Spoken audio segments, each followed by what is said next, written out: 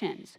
We feel our emotions. It's a signal for us to pay attention to do something, but we ignore them, right? I don't like them. I don't like that feeling, so I ignore it. And what happens over time is it builds. And then oftentimes people go to a therapist, and then the therapist, right, they have to reset it, whether it's a trauma or other things, and then a lot of emotions come up. And this is where a lot of people, they describe having anger outbursts, or they have crying spells, especially with grief, is because they try to stuff down their emotions, they ignored these signals, and then the pressure builds.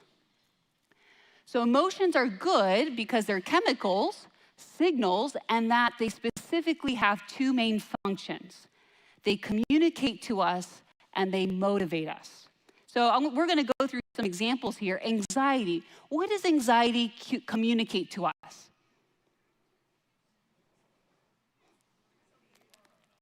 Something's wrong, specifically danger, right? Anxiety communicates danger. Now, what does it motivate us to do? Escape from the danger, right? So here we see anxiety communicates danger and then motivates to escape that danger, right? Fight or flight, right? So when we're starting to feel anxious, let's say I see a snake, we'll use this example later, that says, hello, danger, and then some people might fight it, some people might flee from it, right? So it communicates to us and then motivates us.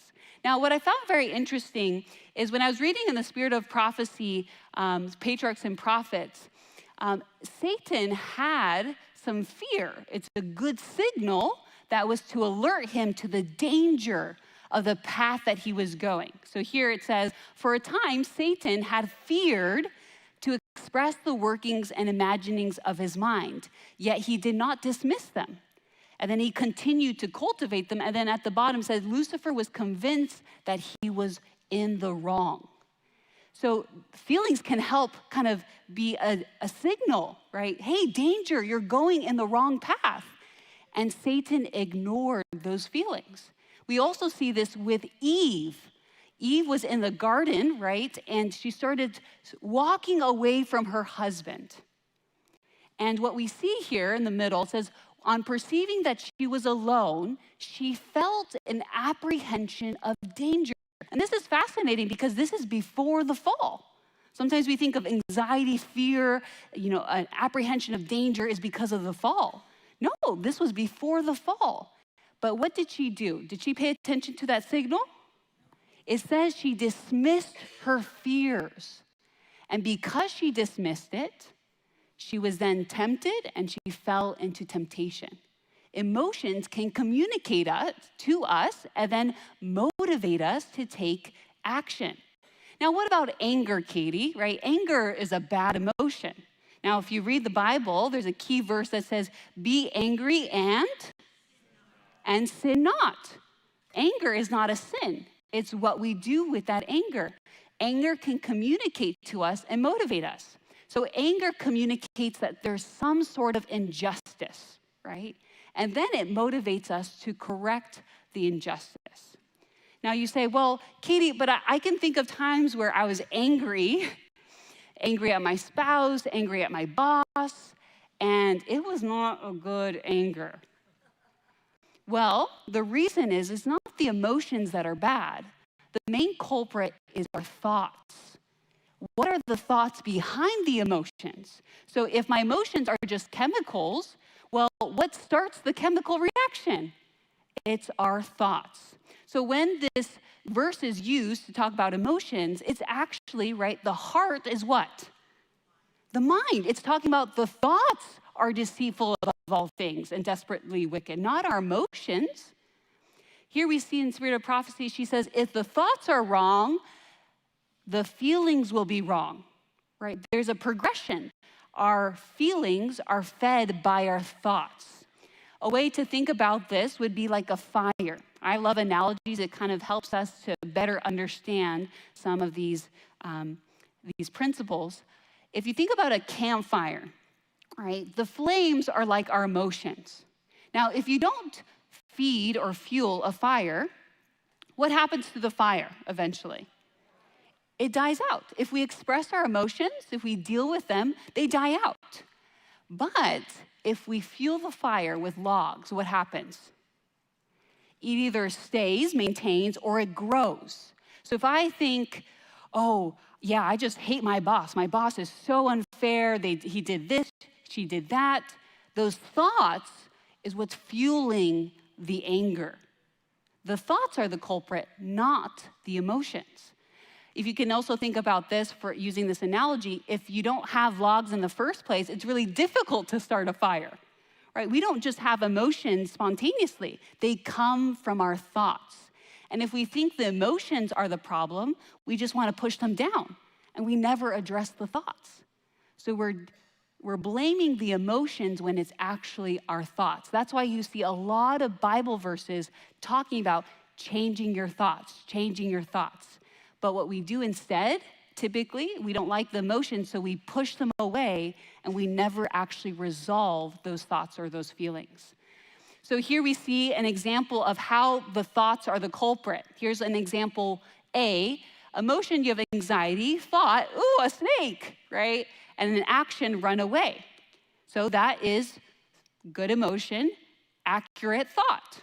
But let's say you have anxiety, maybe social anxiety, and you think, oh, I can't go to camp meeting, right? Or I can't go to that place. Everyone is criticizing me. Is that a true thought?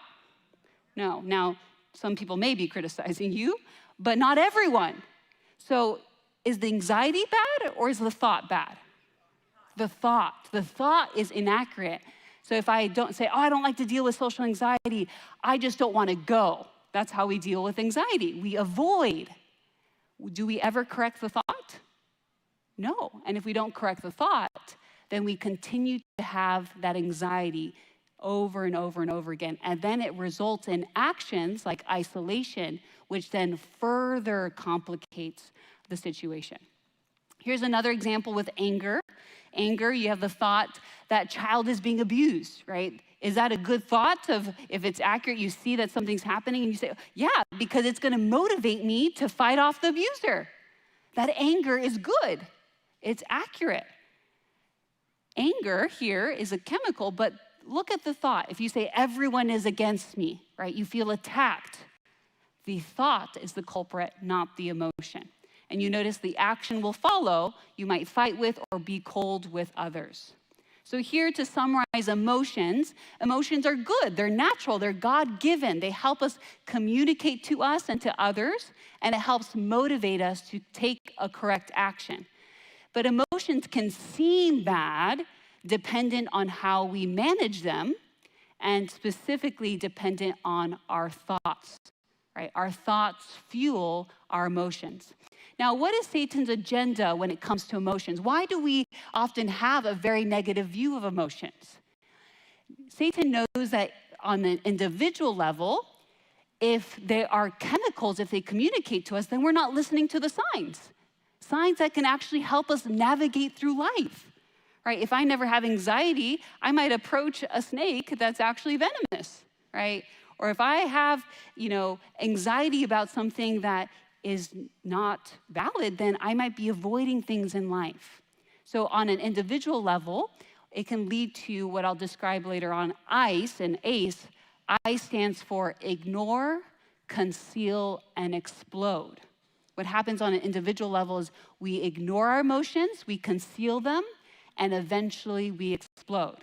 The way that I like to think about that is if you shake a soda bottle without opening it quite yet, what happens if you try to open it?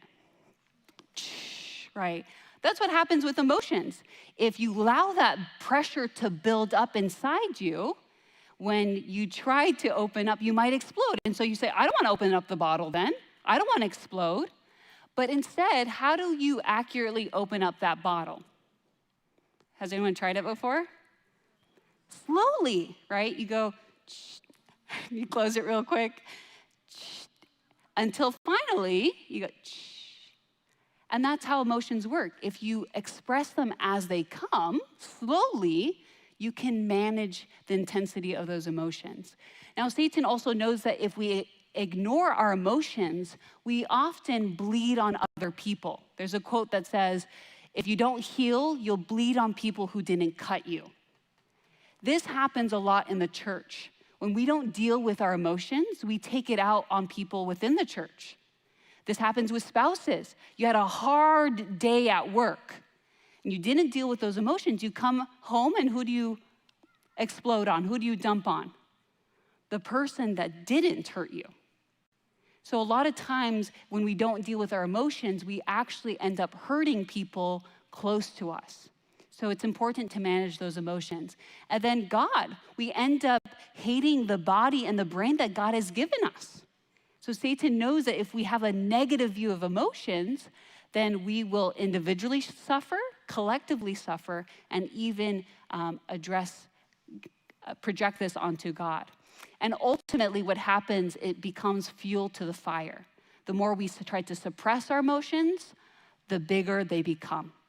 And they become more and more unmanageable. So what is God's solution? We don't have time to go through all the details of how to regulate our emotions, because we're going to focus most of our time on how to change our thoughts. But I want to encourage you all to start listening and befriending your body. Start whenever you have an emotion, start asking yourself, what is this communicating to me? What is this motivating me to do? Befriend your body. Learn to manage your emotions, and then we'll talk about ACE as well. Here's a good quote from a book called The Body Keeps the Score. It's a book on trauma, and it specifically talks about when we don't deal with our emotions, when we don't deal with trauma, the body keeps the score, meaning the body often has physical ailments that are a result of those emotions and trauma. And he says here, Dr. Bezel says, neuroscience research shows that the only way we can change the way we feel is by becoming aware of our inner experience, of our emotions, and learning to befriend what is going on inside ourselves. So learning to be attuned to our bodies, learning to befriend our bodies. Now, this is going to be the simplified version of things that we can do with our emotions. Does everyone remember ICE? Ignore, conceal, explode. The opposite of that would be ACE. We want to ace our emotions. We want to accept, okay, emotions are good. I'm feeling this way. Clarify, why am I feeling this way? This will help you identify your thoughts that need to be changed. And then express. Emotions are like energy that need to be released. Now, remember, you need to check the thoughts, because if you're like, okay, I need to release my anger. Well, if the thoughts are incorrect, then you need to change the thoughts first. And then often the anger can dissipate. But we need to accept, clarify, and then express our emotions, okay? But for the remainder of our time together, I want to focus a lot on the main culprit, which are our thoughts. Now, how many thoughts do you think that we have a day? Any idea? I heard millions. Wow, you must really think a lot. Not quite millions, but a lot, yes. Any other guesses? Okay, hundreds. We'll come back to that. What percentage of your thoughts, or our thoughts in general, do you think are negative? Too many. Correct answer, yes. So research is a little bit inconclusive as to how many exactly, but generally they say more than 6,000, some average 12 to 50,000 thoughts a day. 80% are negative. That's a large percentage, right? And then 95% are actually repeated. So basically same thought, different versions of our thoughts. And if you start realizing this, you're like, oh yeah, I have similar thought patterns over and over again, which is actually encouraging, because when you start working on your thoughts, you say, do I have to change 50,000 thoughts? That's a lot of thoughts. Keep every thought captive. But no, we can find the main thoughts and the patterns and change those. Now, what is Satan's agenda with our thoughts? There's multiple layers to this, but I want you to consider, one, that he tries to have us to have distorted thinking, not complete lies. It's easy if someone comes up to you and say, hey, drink this black cup of poison. Right? You'd be like, no, I'm not going to believe 100% of a lie for a thought, But if it's a clear glass of water with just a drop of poison, distorted thoughts means things that are tweaked. He also wants us to have ruminative thinking. So rumination, to go over and over and over again. I have many clients who say, oh, yeah, this one thing that happened 15 years ago. I'm like, wow, they're holding on to something that happened 15 years ago. Or even somebody says, oh, how was your day? Oh, it was terrible. When something minor happened in the morning, and they're ruminating on it all day long. So he wants us to have distorted thinking. He wants us to ruminate on that thinking. And then he also wants us to have avoidance of thinking. Just don't think about it. Why? Because if you don't think about it, you never address it. And then also, there's a form of positive thinking that can actually be unhealthy, which we'll talk about. But we're going to first focus on distorted thinking. Some of you, if you're familiar with CBT specifically, you'll know this as cognitive distortions. There are 10 patterns of cognitive distortions. Some people like to think about it or call it stinking thinking. When I work with kids, this is what I talk about. You have stinking thinking. So what we're going to do is we're going to go through 10 different patterns. And as I do this, I want to encourage you all to try to be open to say, which are the patterns that I engage in the most? There's going to be a temptation to be like, oh, my spouse does that one, or so-and-so does that one. But reflect on and ask the Spirit to say, hey, which ones do I engage in the most? We all engage in all of these. So if at the end of this you say, oh, I don't do any of those, then you're self-deceived, because we all do these at different points, but there are some that we do more than others. We have kind of profiles of the ones that we do. So let's start with the first one, overgeneralization. This is when you conclude that what happened to you once will occur over and over again. So for example, if I ask you, how was your week? And you say, oh, it was a horrible week. You took maybe one or two things that happened in your week and you overgeneralized to the entire week. Now, why would Satan want you to do this? Because your problem, which is actually this big, just became this big. Another example of overgeneralization might be, oh, all pastors are this way. Are all pastors that way? Well, maybe you know 2 or 3 pastors that are a certain way, but you then just overgeneralize to a whole group. Now, we often do this because we want to protect ourselves, right? If, after 9/11, there was an overgeneralization, all Muslims are terrorists, because we wanted to protect ourselves. We didn't know which ones could be terrorists. But the thing about this one is it actually doesn't protect us. Because what if somebody of another nationality comes and they're a terrorist? Did that protect you? So we're trying, to some degree, to have good thinking that protects us, but it actually harms us and creates a bigger problem than what's actual. Here are some other examples. If something happened in your past and you overgeneralize to your future, it'll happen again, right? Some people who struggle with mental illness, I'll always have depression. I'll always have anxiety. It's because they've had occurrences of these, and then they overgeneralize to their life. So that's the first one, overgeneralization. The second one is mental filter. So this is when you see the negative in any situation and you dwell on it, and as it says, a filter, you filter out the positive. So there's both positive and negative in a situation, but you filter out the positive. Here's an example that we find in the Spirit of Prophecy, and it's a longer quote, so bear with me. While I was in Europe, a sister, this is Ellen White speaking, who had been doing this and who was in deep distress, wrote to me asking for some word of encouragement. The night after I had read her letter, I dreamed that I was in a garden, and one who seemed to be the owner of the garden was conducting me through its paths. I was gathering the flowers, enjoying their fragrance, when this sister who had been walking by my side called my attention to some unsightly briars that were impeding her way. There she was, mourning and grieving. She was not walking in the pathway, following the guide, but was walking among the briars and thorns. Oh, she mourned. Is it not a pity that this beautiful garden is spoiled with thorns? Then the guide said, let the thorns alone, for they will only wound you. Gather the roses. The lilies and the pinks, have there not been some bright spots in your experience? So here she had both the good and the bad, but she was filtering out all the beauty and focusing on the thorns. It continues, when you look back into the chapters of your life experience, do you not find some pleasant pages? It's encouraging you to focus on the positive. Are not God's promises like the fragrant flowers growing beside your path on every hand? Will you not let their beauty and sweetness fill your heart with joy? The briars and thorns will only wound and grieve you.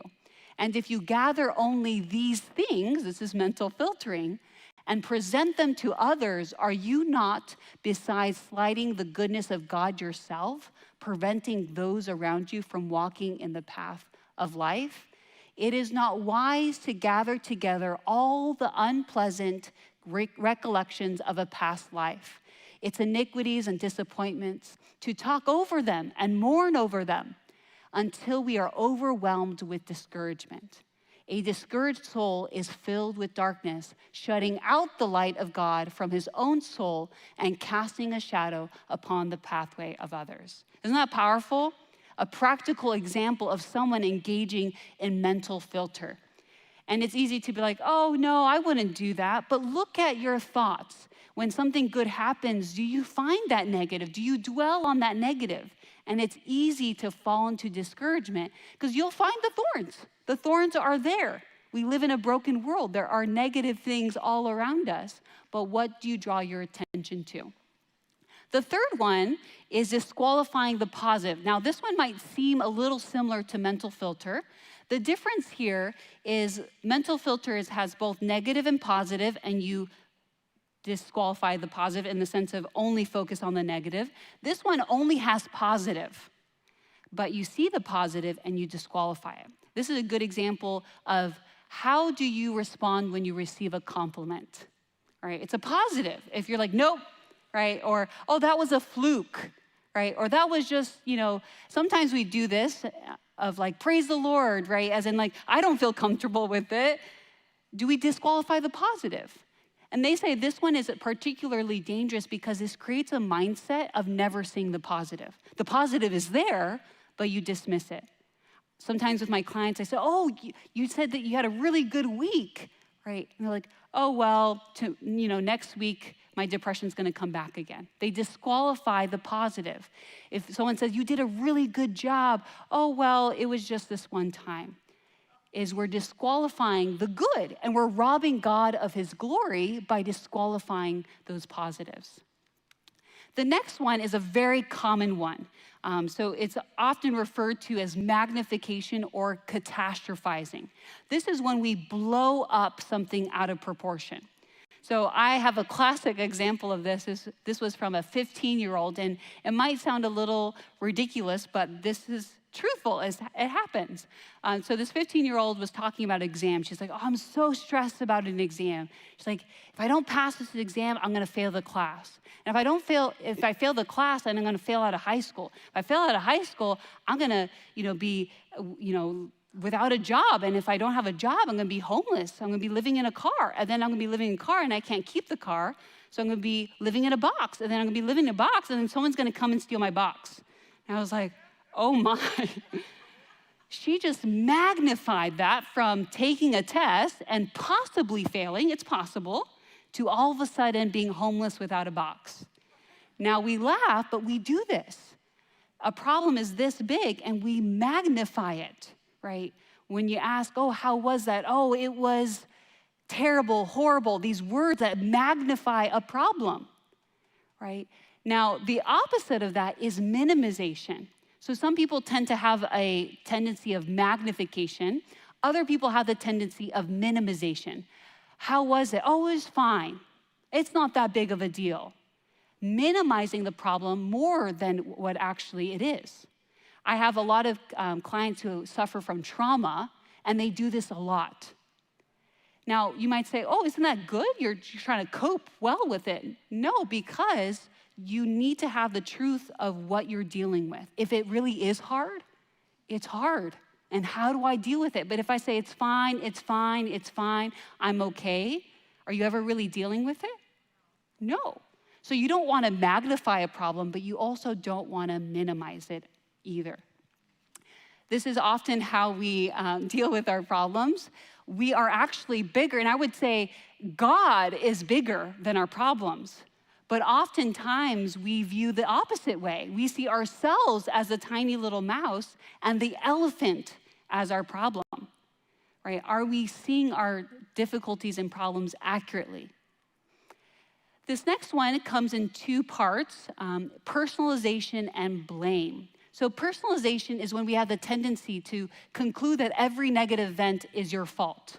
So your child comes home and, brings your report card, and they have, not so good grades. Oh, I'm such a terrible mother, right? You personalize it to you. Is it your fault? Maybe to some degree, it can be, but is it entirely your fault? No. There are other factors. Your child has a choice, right? Their teachers or other factors, but this tendency is, it's all my fault. If you have a tendency to over-apologize, you most likely suffer from personalization. I'm sorry. Oh, I'm sorry. I once had a person, they're like, I said, you say sorry a lot. You don't have to be sorry for that. Oh, I'm so sorry. Oh, I said I'm sorry. Right? It's this idea that there's something wrong with me, that it's always my fault. Now, the other extreme to that is blaming. It's always other people's faults. So in the case of a parent might say, oh, it's my fault for a child, the child might say, oh, it's my parents' fault. Now, there may be truth to that. Some people are to blame, but are they entirely to blame? So what you start seeing in these different patterns is what we're looking for is the truth. If you are responsible, you are responsible. Do not blame others. If you're not responsible, do not blame yourself, right? If others are to blame, it is important for them to accept that responsibility. So attributing blame where blame actually lies, or I should say fault lies. This one is another one of the top 3 cognitive distortions. It's entitled all or nothing thinking, or sometimes people refer to it as black and white thinking. We, as human beings in general, love this type of thinking. It provides a lot of safety and comfort. If things are either black or they're white. Ooh, gray makes me feel uncomfortable. So for example, if I mess up, I say, oh, that was a complete failure, right? Neither a success or a failure, black or white, nothing in between. You interpret events as either extremely good or bad. We label people good or bad, right? Things as perfect or failure, extremes. We can also use a lot of absolutes. If you notice yourself using a lot of absolutes of, oh, he never washes the dishes.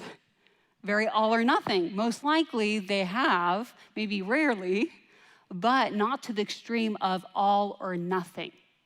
Okay. The next one is very common, I think, within Christianity.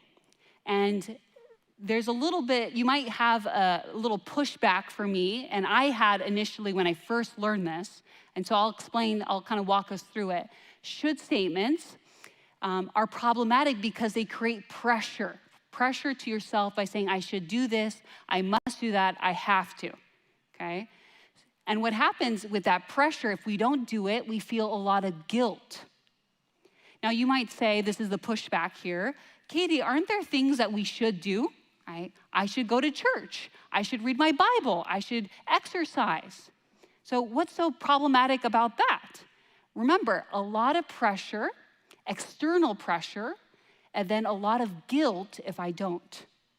Now, to give you an opposite of how to counter this is to change your external pressure to an internal choice. They do this a lot in weight loss programs or other programs to say, instead of saying, I should exercise, you say, I can, it's an option, or I want to. Now think about that in application to devotionals. How do you think your devotional experience might change if you change it from I should read the Bible to I want to? In, January 1, people start saying, oh, I should exercise. A lot of pressure externally, then a lot of guilt after several weeks of them not accomplishing their goals. So instead, it's an internal choice. I want to, I can.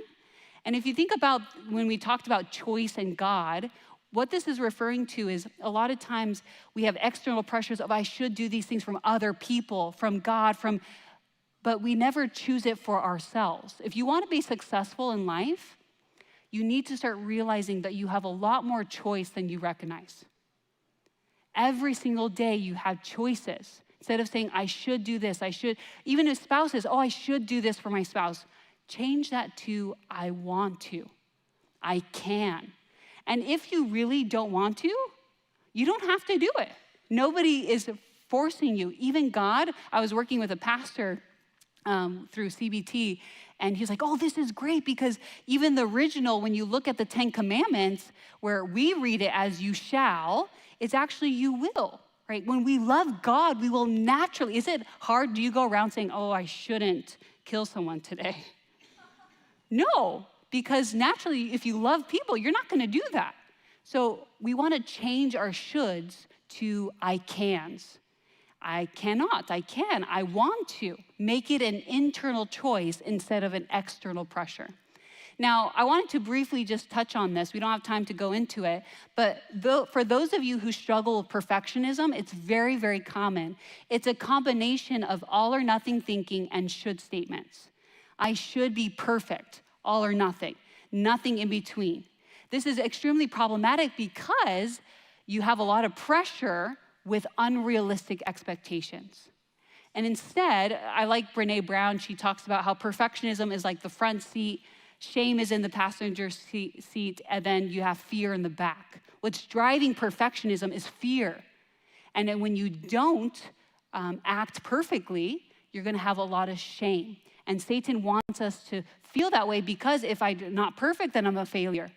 And then I'm so discouraged that I don't want to get back up. But the Bible talks about falling, right? Proverbs 24:16 says, a righteous man falls 7 times, right? It's the number of perfection. Why? Because he's falling and getting back up. That's the idea of perfection, is getting back up. Psalm 37 says, the steps of a good man are ordered by the Lord. And then it goes on to say, though he fall, not if he may fall, though he fall, we will fall. So it's not that we expect perfection. What I have my clients change that expectation from perfection to striving for excellence. I want to do my best. Not what's perfect, my best. And sometimes my best is up here. Sometimes my best is here. And you say, God, I'm going to do my best and supply for all my deficiencies. Number 8, we have just a couple more to go through. Labeling and mislabeling. This is where we attribute someone's mistakes or shortcomings to their identity. Now, sometimes we do this with others, but also we do it with ourselves. I make a mistake and I say, you're such a failure, right? Or you make a mistake, you're such a loser. If you struggle with road rage, you probably label people. They're a jerk, they do this, they do that, right? When we label people, we attribute that one thing to who they are. And is that accurate? No, we're not our mistakes. I made a mistake, but I'm not a mistake. I may have made a poor decision, but it doesn't make me bad. We do this with parenting. You're such a good girl when they do something well. Have you done that before? We're attributing what they do to their identity. That's very problematic. And then when they don't do something well, you're such a bad boy, you're such a bad girl. You're making someone believe that they are their mistakes. Emotional reasoning is one of the most problematic ones. Now, we talked about how emotions can be good, but if you have thoughts behind it that you say, my emotions are truth, without looking at your thoughts, you're gonna have a lot of problems. This is where you accept your emotions as truth and you let them reason for you. I feel like I don't wanna do anything today, therefore, I don't do anything today. Now, sometimes you look at your thoughts and say, no, I need to get up today, I gotta go to work. I tell my clients, if I had emotional reasoning, there are many times I wouldn't have come to work because sometimes I don't feel like it. But there are individuals, some in this room, that will struggle with reasoning based off of how they feel. I feel it, therefore it's true. You always need to analyze and check your feelings. Here's some examples. I feel bad, therefore it is bad. I feel scared, therefore this is a bad situation. That's extremely common with anxiety. I'm anxious at a grocery store. Oh, there must be danger. Well, you analyze. Is this because I had a past trauma in a grocery store? Just because I had a past trauma, this trigger doesn't mean that I'm in danger again. That happened before, right? If I get anxious around people because once upon a time somebody was really hurtful to me, well, is this person also problematic? I need to check my feelings. I feel jealous, therefore you're up to something, right? We use our emotions as a guide. And then the last one is in 2. They're under the umbrella of jumping to conclusions. I was laughing with my husband last night as I remembered a joke and don't take this the wrong way, but they say some people, the most exercise they do is jumping to conclusions. Is this idea that we jump to a conclusion, either mind reading or fortune telling. So first, we'll focus on mind reading. This is when you assume that you know what the other person is thinking. Okay, so an example of this is if you see me maybe at lunch and you say, "Hi, Katie," and I walk right past you. I don't say hi, I don't even look at you. What's your first thought? Oftentimes I can use this as a test with my clients. If their immediate first thought is, "She's mad at me," you have mind reading distortions. If you're like, "Oh, I don't know, maybe she didn't see me, maybe she, is mad at me, maybe, she has something on her mind." So mind reading is jumping to a conclusion. I know what they're thinking. "Oh, I know that person is mad at me." "Oh, what evidence do you have?" "Well, I mean, they looked at me a little funny." I had a person who actually told me, I said hi to you, and I said, were you even there? I was so much in my head. Or sometimes people are wearing AirPods or doing other things. So we can't jump to a conclusion. So you have 2 options with mind reading. Either you actually go ask that person, or you let it go. Mind reading happens a lot in church. "Oh, I know so-and-so is blah, blah, blah, blah, blah," right? And we never are honest and truthful. And as Matthew talks about, and the Gospels talk about going to your brother and talking to them. A lot of conflict would be resolved these days if we talk to one another. But sometimes it's a little awkward. You're not going to go up to someone and say, "Are you mad at me?" So if you cannot talk to the person, you have to let it go. It's not fair to them for you to conclude something without their input. You wouldn't want it to be done to you either. The second part to that is fortune telling. This is when you predict that something bad will happen in the future. This was also an example of my teenager who said, "Oh, I know that I'm going to fail tomorrow," right? Do you know the future? No. So can you predict it? "Oh, I know I'm going to fail." Or, "Oh, I have a doctor's appointment tomorrow. Oh, it's going to be bad news. I know it's going to be bad news." You don't know, right? The Bible says, "Do not worry about tomorrow." And I love how it adds, each day has enough trouble of its own. Like, just focus on today. It's a lot already. But fortune telling, what it does is it takes the worries of tomorrow and puts it on today. And when you get to tomorrow, some of those are not even there. You know that they say 85% of things we worry about never actually happen? 85%. And the 15% that you may be, there's still 15%, we're actually better able to handle it than what we expect. So it's important to not fortune tell. You're adding more stress to your life than what's necessary. So now we're going to do a little kind of quiz thing to start to get you familiar with trying to label the distortions. Because what you all need to do is when you leave here, when you're having certain negative thoughts, you want to catch them and start saying, "Oh, that was mind reading," right? And change them. So here are some biblical examples. Okay, this is Abraham and Sarah in Genesis chapter 12 and 20. And it talks about the Egypt experience, right? And he said to his wife Sarai, "I know what a beautiful woman you are. When the Egyptians see you, they will say, 'This is his wife.' Then they will kill me, but will let you live. Say, 'You are my sister,' then." Right? He's like, "Say, do this so that I will be treated well for your sake and my life will be spared because of you." And then later on, Pharaoh says, "What have you done to me? Why didn't you tell me she was your wife?" Why did you say she's my sister so that I took her to be my wife? Now then, here's your wife, take her and go. Which cognitive distortion is this? Fortune telling. He's like, I know that this is what they're going to do. And a little bit of mind reading too. I know this is the way they're going to think, and I know that this is going to be the way that it's going to happen. And you notice the effects of this distortion. It led him to lie, right? And not just lie, but if you think about the spiritual ramifications of this, he showed a lack of faith in God. When we fortune tell, when we mind read, it's we're putting ourselves in the place of God. And so we need to be careful, and we know that our thoughts then lead to poor actions. Okay, let's look at another one. Genesis chapter 25. This is Jacob and Esau, another well-known story. And Jacob comes to Esau, who's cooking a stew, and he says, quick, let me have some of that red stew. I'm famished. Jacob replied, first sell me your birthright. Look, I'm about to die, Esau said. What good is this birthright to me? But Jacob said, swear to me first. So he swore an oath, and they had that exchange. Which distortion is this? Magnification, right? I'm going to die. Is he going to die? No, I used to say when we were little, we'd be like, oh, I'm starving. And my dad would say, you're not starving, you're hungry, right? And I was like, yeah, that's true. We're blowing it up out of proportion. And you notice, again, ramifications of our distortions.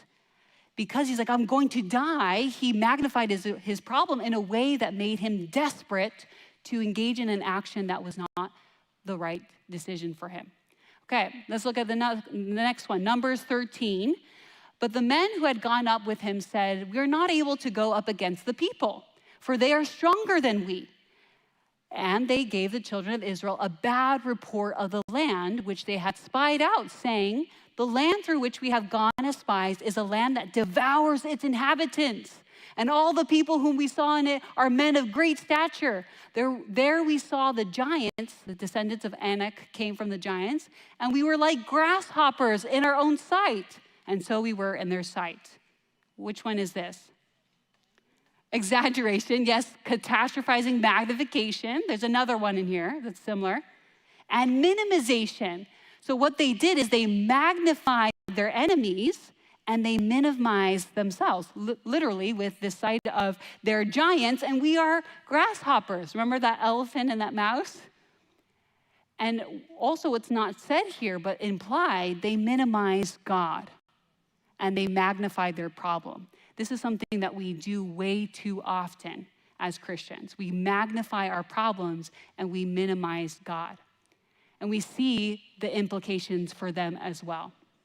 So here's kind of a list of the 10 distortions. As a reminder, if you want my slides or if you want any specific handouts, you can email me and I can send you digital versions. But it's important to start checking which of these distortions do I engage in the most. Now, why? Why do we struggle with this? Why does Satan tempt us with these distortions? Romans 12:2 is one of those verses that really highlights the importance of our thoughts. It says, do not be conformed to this world, but be transformed how? By the renewing of your mind. And you notice it's a continual process. Oftentimes people start working on their thoughts and it's a lot of work, and then they just want to give up because they just want to have a fix. It's a constant effort to keep our thoughts captive. Renewing of your mind so that you may prove what the will of God is, that which is good and acceptable and perfect. Here's another version. It says, by changing the way you think, then you will learn to know God's will for you. So why does Satan tempt us with distorted thinking? He knows that if you think negatively, you won't be transformed. You won't be a new person. And he also knows that you won't know and do God's will, right? It says, be renewed, and then you can do his will. We can't do his will if we have distorted thinking. There's another verse, Proverbs 4, watch over your heart with all diligence, for from it flows the springs of life. Here's another version, carefully guard your thoughts. Does it say, check your thoughts once in a while? Carefully guard your thoughts. We do not do this enough. We allow our thoughts to just be thoughts. Be careful how you think. And then it says, for it determines the course of your life.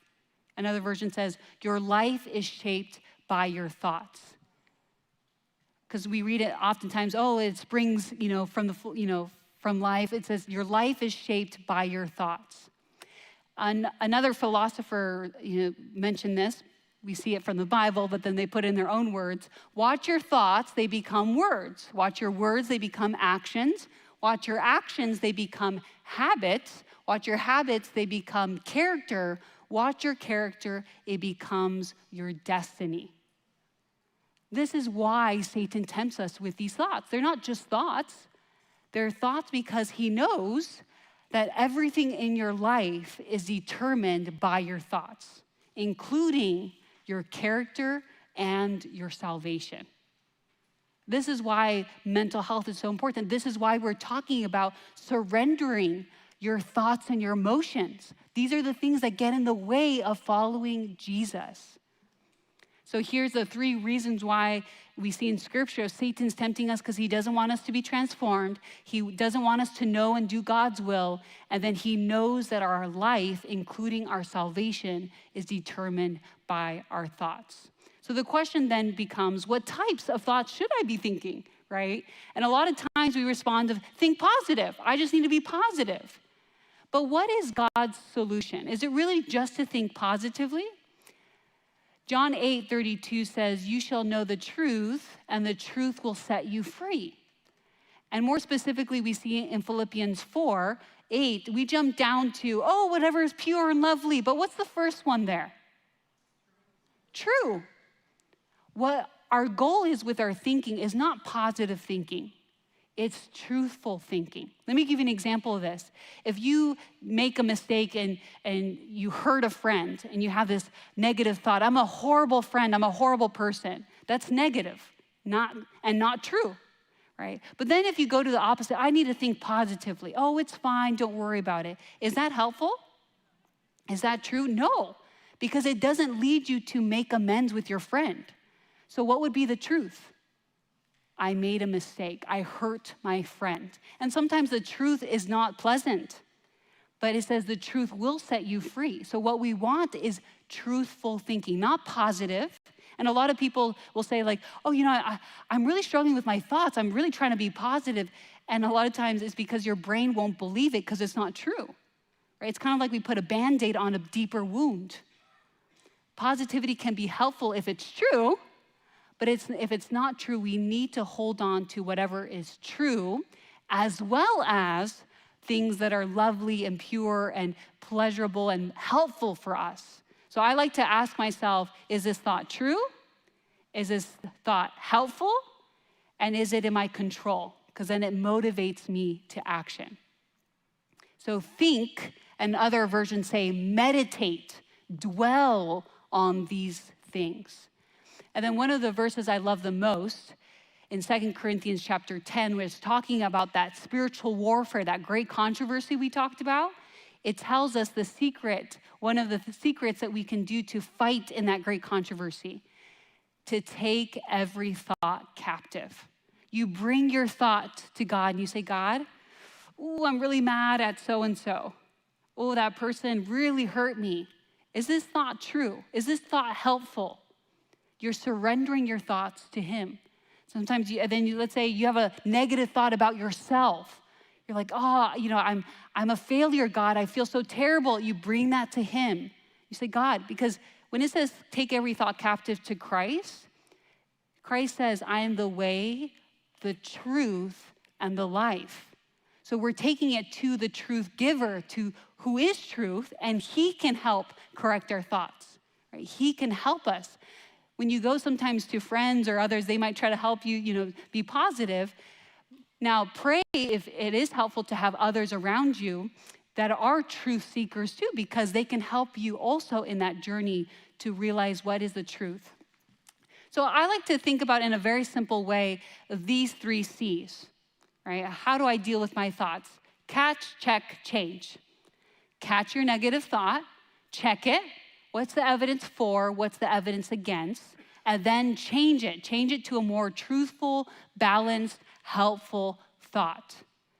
Check, catch, check, change. 3 C's. Catch, check, change. And I also like this. I found this, it's in reference to 2 Corinthians 10:5. It's an acronym for thoughts. It says, is it true? Does this thought honor God? What's its origin? I like to often ask, is this from God or is this from Satan? Because Satan is, remember, the father of all lies. And then, is it uplifting? Does it involve guilt? Is it helpful? Is it a temptation? Does it strengthen you? These are questions that we can ask. Now, we don't have time to go into this, but for some of you who have maybe done CBT or will do CBT, there's what we call a thought record or a thought diary, where you write down, okay, what's the situation? What are my thoughts? And then I start challenging and wrestling with them. And it's like a diary that you may have done when you were young, but specifically guiding you through the steps of changing your thoughts. There's a lot of questions that we can ask ourselves. And so I include this for more so not to go through together, but for those of you who will have my slides. There are questions that you can ask. For example, is there an alternative explanation to this? If a friend was going through the situation, what would I tell him or her, right? Different questions that can help you have different perspectives to your thought. And then the same way that we talked about with behaviors, that you have a choice, right? You can choose to follow Jesus, right, with our behaviors of following healthy behaviors, or we can choose a path that leads to destruction. We always have choices with our thoughts. Do we choose to believe the truth about ourselves, about others, about God, or do we choose to continue to have unhealthy, negative thoughts that are lies from the enemy? We have choices. Overall, I want you to think about this. It's putting each thought on trial, and you're giving it a fair trial by listening to both sides. If you have the thought, I'm stupid, okay, why am I thinking this? What's the evidence against? Wrestling with it to have the truthful answer. With Christ as the judge, we can't judge because we're biased towards the negative, and Christ deciding whether or not these thoughts are true or false. And just know this, practice makes perfect, and that's so true for our thoughts. If you know the idea behind neuroplasticity, if you have a negative thought pattern that you've been feeding into for years, this is not going to be something that you're going to wake up tomorrow morning, unless it's a miracle, and all of a sudden you have a completely renewed mind. Remember, it said, be transformed by the renewing of your mind. It's a constant effort saying, God, I want to have the mind of Christ. I want to have truthful thoughts. And it's really important to start creating a new habit in the way that you think. So to close, I want you to reflect on these questions. What is your view on emotions? And dependent on that view, how has it impacted your emotional and mental well-being?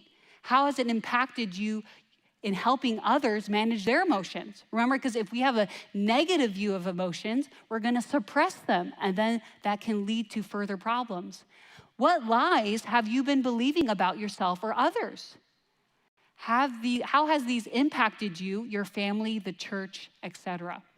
And then what is one thing you can do to begin to better manage your emotions and to better have truthful, balanced thoughts? And remember, we always want to emphasize information plus application equals transformation. So I want to encourage you all to leave here and start practicing, not by saying so-and-so is doing a cognitive distortion, but looking at self and saying, God, I want to surrender these thoughts to you.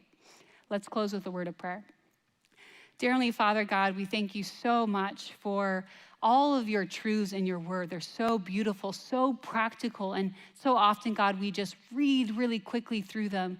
But you have given us a mental health manual, that you have given us these principles to help us have renewed minds. And God, we have listened too often to the enemy and his lies. So God, I pray that each one here may have the experience of having their mind renewed in you, and that we may have each here the mind of Christ. Please help us in this, Lord. We cannot do it in our own strength. We ask for the Spirit of truth. We ask for Jesus as our truth.